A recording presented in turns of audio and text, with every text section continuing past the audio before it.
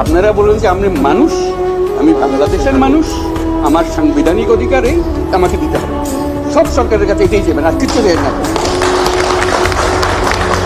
আমাদের গণতান্ত্রিক যে আকাঙ্ক্ষা, সেখানে আমরা বিবেচিত মুসলমান হিসেবে নয়, হিন্দু হিসেবে নয়, বৌদ্ধ হিসেবে নয়, মানুষ হিসেবে আমাদের অধিকারগুলো নিশ্চিত হোক। সমস্ত সমস্যার গোড়া হলো আমরা যত প্রাতিষ্ঠানিক আয়োজন এগুলো করেছি সব কিছু পচে গেছে। এই কারণে এই গোলমালগুলো হইতেছে। কাজে আমরা প্রাতিষ্ঠানিক আয়োজনগুলোকে ঠিক করতে হবে। যে ন্যায় বিচার হলে কে বিচার পাবেন আমাদের বলেন? আমি কি দেখতেছি এটা কোন ধর্মের কোন জাতের কি, এটা বলা আছে আইনে, বলা আছে আপনার বিচার। এই সম্প্রদায় হলে ওইখানে ওই আদালতে যাবে, ওই সম্প্রদায় হলে ওই আদালতে। আইন একটা, কার সাধ্য আছে সেখানে বিরোধ করে যে এর রকম একটা ওর রকম একটা, এটা হতে পারে না। তো আমরা সেইখান থেকে, এটা এমন রোগ, মূলে যেতে হবে। আপনারা যদি বলেন যে আমাদেরকে এইভাবে সংখ্যালঘু হিসেবে ওইটা, এইটা হলো যে মূল সমস্যার থেকে আমরা দূরে সরে যাচ্ছি।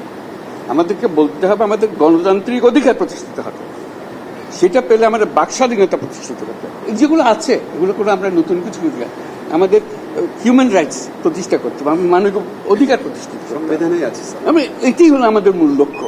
আপনারা যদি টেনে টেনে নিয়ে আসেন আমি অমুক, আমি তমুক, আমি, এইটা আবার পুরানো খেলায় চলে গেলেন। এটা আপনাদের ওই স্বীকার করার জন্য যারা বসে আছে তারা এগুলো স্বীকার করবে। আপনারা বলেন যে আমি মানুষ, আমি বাংলাদেশের মানুষ, আমার সাংবিধানিক অধিকারে আমাকে দিতে হবে।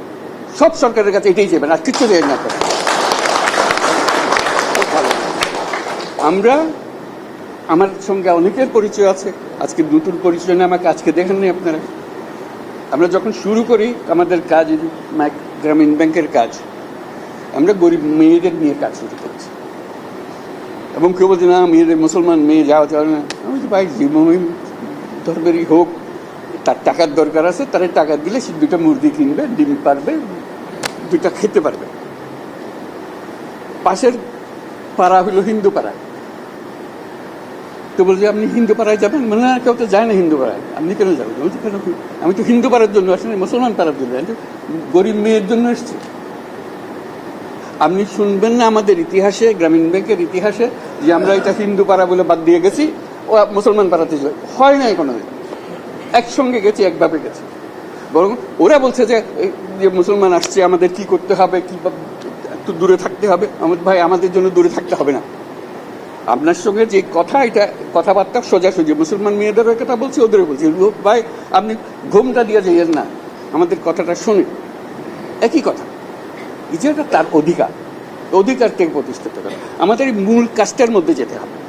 আপনাদের নেহাত সুনির্বন্ধ অনুরোধ, আপনারা ওই বিভিন্ন ইয়েতে চলে যান না, ক্ষোভের মধ্যে চলে যান না। এই ক্ষোভ হলে এই ক্ষোভের মধ্যে মারামারি কারাগারি লেগে যাবে। একত্রে আসুন, এক আইন, যে আমাদের আইনের অধিকার দিতে হবে। আজকে যেটা বললেন যে আমরা আইনের অধিকার পাই না, আমাদের বিচার হয়, এটাই হলো আসল জিনিস। বিচার ব্যবস্থা আমাদের দিকে তাকায় না, পুলিশ আমাদের দিকে তাকায় না, কিছুই আমাদের দিকে তাকায় না। কারণ আমি অধিকারটা প্রতিষ্ঠা করতে পারি নাই, আমাদের নীতিটা আমরা প্রতিষ্ঠা করতে পারি। আমরা যে প্রাতিষ্ঠানিক আয়োজন করেছি, এটা বায়াস একটা।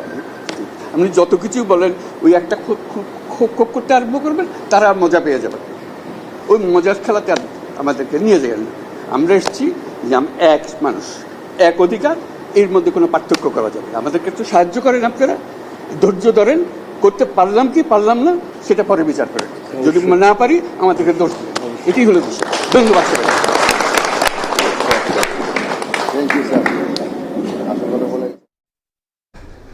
ঢাকেশ্বরী মন্দিরে কথা বলছিলেন অন্তর্বর্তীকালীন সরকারের প্রধান উপদেষ্টা ডক্টর মোহাম্মদ